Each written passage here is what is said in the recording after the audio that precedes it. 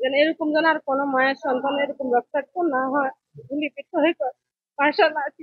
এটাই আমি চাই জাতির কাছে, যে কোনো মায়ের সন্তান যেন আর এরকম বিছানায় শুতে না হয়। গুলি এদিকে ঢুকে এই দিকে রয়ে গেছে, হাতের পুরো হাড্ডি গুড্ডি ভিতরে অবস্থান খুবই খারাপ। এই পায়ের মধ্যে গুলি, এখানে কোমরে গুলি, পিঠে আঘাত, এবং এই যে পায়ের মধ্যে যেখানে যাই সর্বাঙ্গে আঘাত।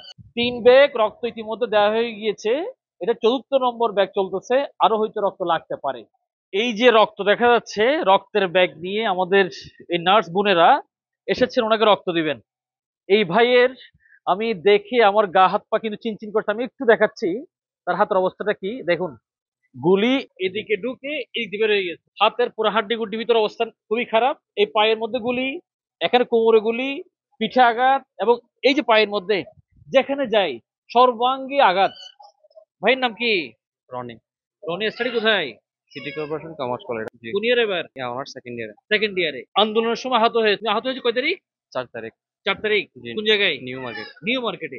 নিউ মার্কেটে 4 তারিখ আহত হয়েছে। আমরা শহীদ গাজী অনেকের গল্প শুনেছি, একদম তরতাজা একজন গাজী পাশে দাঁড়িয়ে আছে ওনার মা। মা যদিও মনে একটু কষ্ট আছে, কিন্তু আমার মনে হয় আপনি অনেক ভাগ্যবতী। মা, আপনি একটু বলেন তো, প্রথম দিন দেখে আপনার অবস্থা কেমন লাগছিল? অবস্থা কেমন লাগছে এটা বলে বোঝানো যাবে না, যে এরকম অবস্থা অনেক মায়ের সন্তানের আমি দেখেছি। আমার সাথে অনেক রক্তগ্রস্ত গুলিবিদ্ধ হয়েছে, তখন কথা বলে বোঝানো যাবে না, যেন এরকম যেন আর কোনো মায়ের সন্তান এরকম রক্তাক্ত না হয়, গুলিবিদ্ধ হয়ে বাসা না আসি। এটাই আমি চাই জাতির কাছে, যে কোনো মায়ের সন্তান যেন আর এরকম বিছানায় শুতে না হয়। আমার আর্থিক অবস্থা এমন অবস্থা নাই যে আমি আমার ছেলেকে ভালো বা কোনো একটা ইয়ে করবো। জনগণের দেশের প্রতি আমি এটাই আহ্বান জানাই যে এরকম যেন আর কোনো মায়ের সন্তান বুক ছাড়া না হয়, এরকম রক্তাক্ত না হয়। এটাই আমার চাওয়া।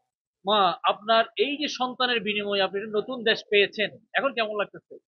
আল্লাহ দরবারে শুকরিয়া, যেন স্বৈরাচার থেকে মুক্তি পেতে ছাত্রদের আন্দোলন সূত্রে এটাই ওরা কি কাজ করেন? ওরা বইটা প্রাইভেট চাকরি করে, বাসার গাড়ি চালায়। স্বল্প বেতনের একজন জব করেন। এখন second time admission. Second time admission, অর্থাৎ ফার্স্ট টাইম প্রথমবার এডমিশন নিয়েছিল। একদিন পর আবার এসে অ্যাডমিশন হয়েছে। কেন আবার আসতে হইলো? ওনার ড্রেসিং করতে আসছে, ড্রেসিং এর পর দেখতেছে হাতে অবস্থা খুব খারাপ, ইনফেকশন। ইনফেকশন। আজকে যে আপনারা রক্ত দিচ্ছেন, এটা কি ফার্স্ট নাকি আগে আরো দেওয়া হয়েছে? আর 3 ব্যাগ পাইছে আর আরো 3 ব্যাগ দেওয়া হয়েছে? এটা সহ 4। এটা তো 4 ব্যাগ। 3 ব্যাগ রক্ত ইতিমধ্যে দেওয়া হয়ে গিয়েছে, এটা 4র্থ নম্বর ব্যাগ চলতেছে, আরো হয়তো রক্ত লাগতে পারে। আমার এই মা জানাচ্ছেন যে ওনার এই গর্বিত সন্তান, তুমি যদিও ব্যথায় আক্রান্ত, কিন্তু আমি মনে করছি একজন গর্বিত দেশের সন্তান।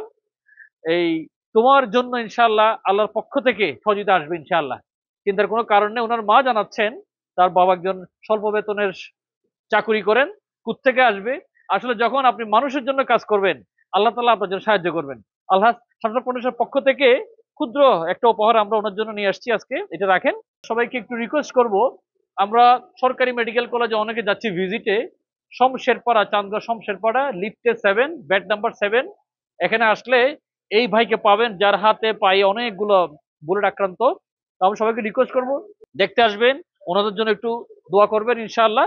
আশা করতেছি তোমার কোনো চিন্তার কারণ নাই মা, আপনারও চিন্তার কারণ নাই, চিকিৎসার ব্যবস্থা আল্লাহ করে দেবে। এবং আমি বাংলাদেশ সরকারের নতুন সরকারের কাছে বিনীত অনুরোধ করব যে যত আহত আছে একটু কাইন্ডলি আপনারা যদি মাঠের সরজমিনে টিম নামিয়ে দিয়ে এই ওনাদের চিকিৎসার পাশে দাঁড়ান, তাহলে এই মায়ের চোখের আর পানি ফেলতে হবে না।